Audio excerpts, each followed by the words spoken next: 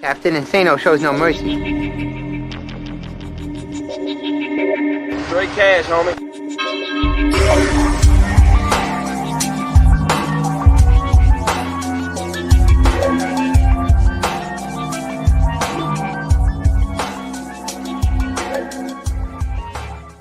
Hold on to your butts. What's up, guys? Welcome back to the Basement Monsters Game Day podcast on SportsZone Chicago. I was just watching Lamar's interview. He's great. I like. He still has a lot of work to do as far as a quarterback, but this dude just wants to be great, and I love that about him. Like he just wants to be a great football player all around. He finished the day 17-24, 179, but who gives a crap because he had 16 carries for 136 yards and a touchdown, and was able to do it in more ways than one, as always. Yeah, he's the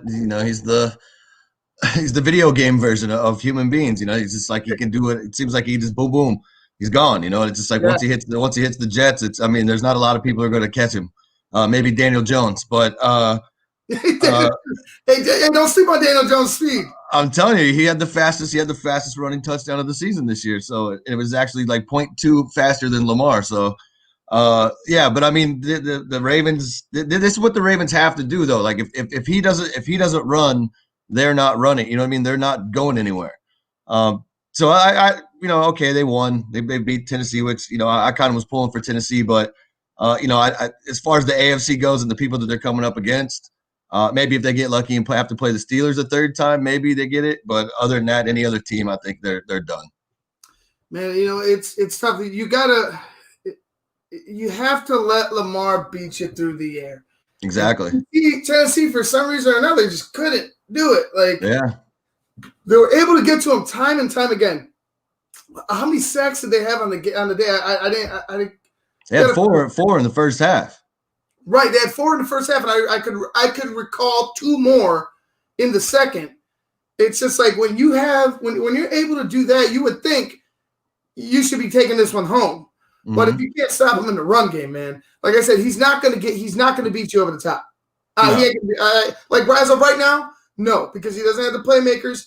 It takes too long. Everything takes too long, or it's not there. Mm-hmm. You have to be able to contain if you're the Titans. The Titans couldn't do it, man. I feel Marco, I'm sorry, brother. Like thank you. It was rough. Derrick Henry, they locked him down, dude. Lamar was talking about them finishing, and they finally finished. The defense was tired of Derrick Henry running their asses over. And a crucial interception by Ryan Tannehill. But I told you, I warned, like I was talking about, it was like if they can't get Derrick going, you're going to get one-dimensional. Somebody's going to get one-dimensional here real quick, and you're going to get desperate, and that's exactly what Tennessee got. They got a little desperate because they were down. They have to score 7.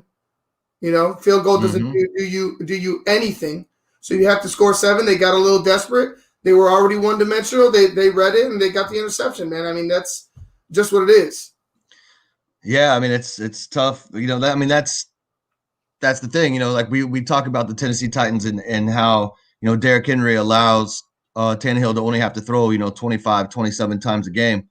But then you take Henry out of that equation, and now you're putting it all on Tannehill, and then that you're giving him more opportunities to make mistakes. So, I thought they'd be using a couple other players a little bit more, running some like crosses in the middle of the field and some drag routes. But it is what it is. I mean, this is all on Tennessee. This is they like you said, they hit the first half. They were minus the one big run. They were all over it, and then for the second half or whatever, they couldn't figure it out anymore. It's like they totally forgot what they did in the first half. So, it sucks. Bad for Tennessee, but good for Baltimore. And 18. Well, if you got a workhorse like Henry, why rush him 18 times? Right. Yeah. No. He probably should have ran more in the first half, really. Just to soften up that defense. And then in the second half, it could have come out and really wore them down. Right. I was expecting that. I was expecting them to just third quarter, just Henry at all costs, so you could have them worn out for a little more for that fourth. I just felt like, they got a little nervous when they continued to stuff them. I just felt like, man, if this is how you beat them last time, this is how you got your team here, man, ride him still. Ride 10 more rushes, at least 10 more rushes. You never know if he breaks a a 20, 30, 40-yard run. Like, you never know. Maybe 4 more rushes and he gets and these guys are tired. Who knows? Right. Yeah. Who knows? You have to allow him to get going. I just felt like they were running him in spots instead of just running him. Mm-hmm. Yeah, no, yeah, they got to get him more involved. I mean, and it's not like he can't catch. He can. I mean, he's not the greatest at it, but I mean, he can catch. So, I feel like they should have done a few more of those like swing route out, out to the sides there. Maybe even some out and ends with him. Just something to switch it up because you got to keep that Baltimore defense honest, man. So the more ways you can use him and have him run different routes, it's always going to be in the back of their head. Like, well, hey, last time they lined up like this, he did this, So they'll figure it out. I mean, it's Tennessee. Tennessee, I'd say right now is still a good team. And I think in the draft, if I think they need somebody else other than AJ Brown in the receiving core. And I mean, screw it. Like, why not? Why not be like a team like Cleveland? Get a running back, and then that way you got 2 dope ass running backs, and then what? I mean, like they're already having a problem with Henry. Get another one that they have to worry about. Just change it up. I mean, the league is evolving. We're starting to see these tandems of these backs. So it wouldn't hurt them to have another back that could run because Deion Lewis or whoever that backup guy is. McNichols? Yeah, Mickens. McNichols. Yeah, right. He he's not going to be another guy. But if you had another guy that could do run between the tackles and fight for yards like Henry does, and then you have 2 of them, and you're keeping one of them fresher. They're fresher later in the game. 2 big backs and a scat back. Yeah. 2 big backs and a change of pace back. That's what the Titans need because you need somebody to come in when Henry's out. You still need to use that battering ram, I feel like. Mm-hmm. So, and then like you said, teams are using the stable instead of one horse. Yeah. So you're the third string, if you want to call him a third string running back, because I feel like there's no tiers at the running back position unless you have like a Derrick Henry. Like a clear lead dog. But for me, you got Derrick Henry and you got said second big running back that could run between the tackles. Maybe has the ability to get out a little quicker in the run game because I feel like Derrick's just a little lumbering when he's trying to go out for a pass. He's just it's not as he doesn't look as fluid when he's running downhill. Get another big back that can run between the tackles and make sure you have a guy that could get to the outside quick as your third running back and just rotate him, man. I feel like you can't expect Derrick Henry after a 2,000-yard campaign to do what he did last year and have 3 180-yard games with 3 touchdowns each game. You can't expect that shit. So you need to as good as he is, and he's still going to be good. Find him a guy that can run with him. Find him a running mate so he's not worn out by season's end. Well, you just give yourself more options because maybe Henry is just your battering ram. The second guy, maybe he's a battering ram and he's a better pass catcher. I mean, you line both of them up in the backfield, and then the defense is, they have to account for both of those guys because either one of them could hit them at any time.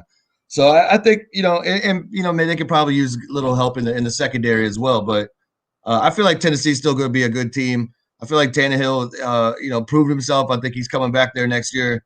I think they have a good building foundation.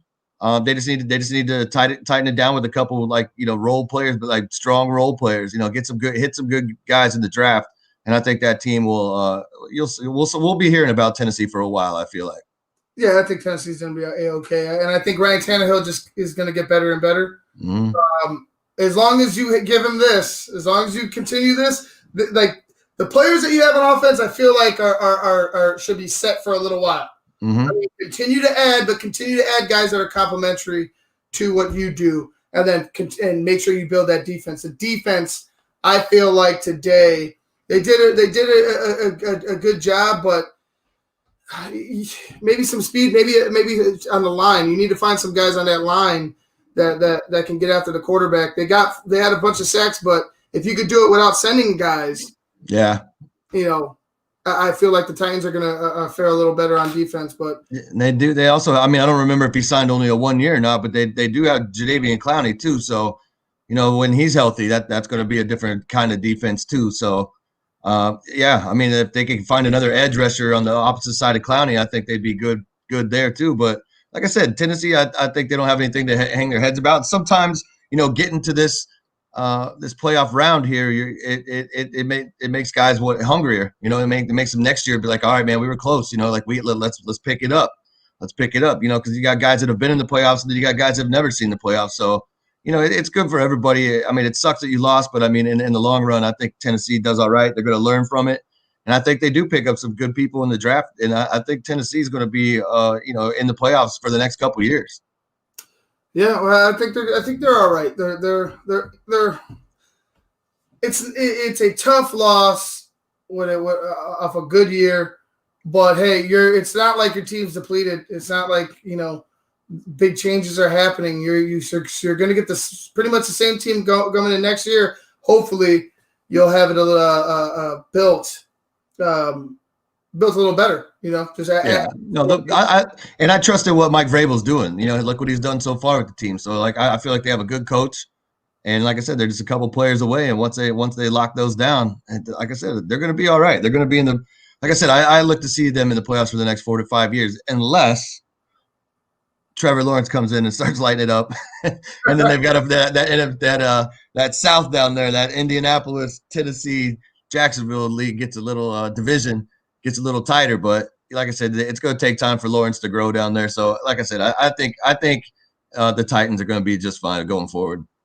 Yeah, well, they're on the couch right now. So yeah. So Lamar and the Ravens they win it. They deserved it. It was a hard fought win. They came back. They were down 10 to start, and they came all the way back, scored 20 points and won the game 20-13. All right. I'm going to get ready for the Bears game. Not even going to talk about it anymore. I'm sitting here and I'm like, all right. I got the Bears orange up there. Yeah. Vernon, if you're watching, the butterflies are in effect now. I mean, we'll see what happens, man. Obviously, Mitch isn't going to come back if he doesn't do anything. So I don't know. It's a win-win. I don't know what to think about where the Bears are going. I just hope they play to see a good football game, and hopefully they could make miracles happen. Yeah. Oh yeah. Hey, like I said, man, they're a different team. They weren't running before, so now they are. So that's going to make a difference. All right, guys, we're going to get out of here. I'm Ivan Vargas. That's Luke Nettles. We will be with you at halftime of Bears and Saints, no matter how it's going. Until then, peace. Captain Insano shows no mercy. Straight cash, homie.